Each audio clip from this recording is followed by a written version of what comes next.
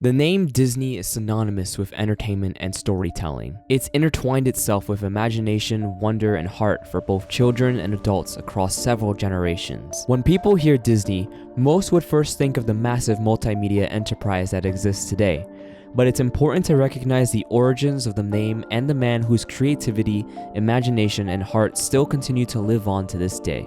This is the story of the visionary Walt Elias Disney.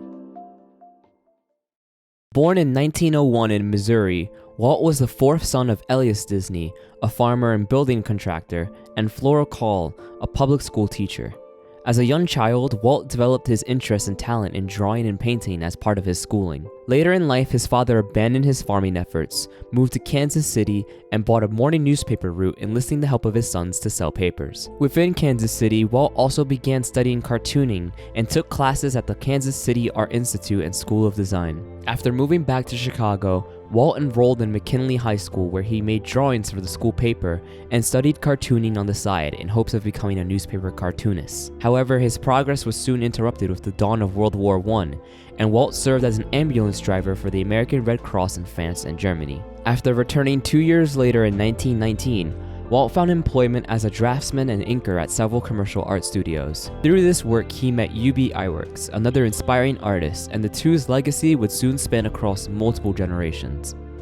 In 1922, Iwerks and Disney created their own studio after being dissatisfied with their current work, and began creating short, animated advertisements for local movie theaters. Alongside this, they created a series of cartoon sketches called Laughograms, as well as a pilot for a series of 7-minute fairy tales that mixed live action and animation called Alice in Cartoonland. However, after the two were cheated by a New York film distributor, the two had to file for bankruptcy in 1923.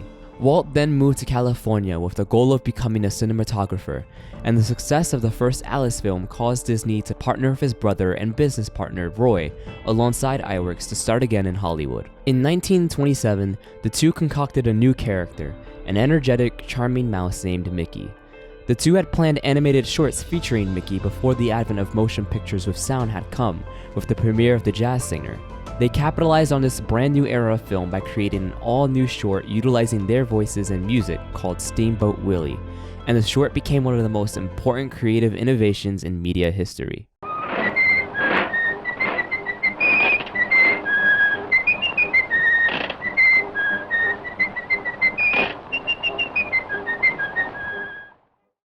Continuing this trend, the two focused on more animated series such as Silly Symphonies that combined animation with music, and while the financial cost of each project began to rise with the growing technical demand of the animation, the popularity of Mickey Mouse allowed for Disney to make a profit, even during the Great Depression of the early 1930s. By this time, Disney and Iwerks had gathered a staff of creative young people and continued to innovate both from an animation perspective with the introduction of color and from a business perspective with massive amounts of new merchandising practices. This culminated in 1937 when Walt headlined the first ever feature-length animated film, Snow White and the Seven Dwarfs, a film based on the classic fairy tale. Through this, Walt was able to showcase the power of storytelling in an animated medium, and Snow White led to other fully featured animated films, eventually leading Disney to moving his company to a new studio in Burbank, California. An animator strike in 1941, however, set the company back, and it would be years before Disney would be able to make films of the same quality as they did in the past.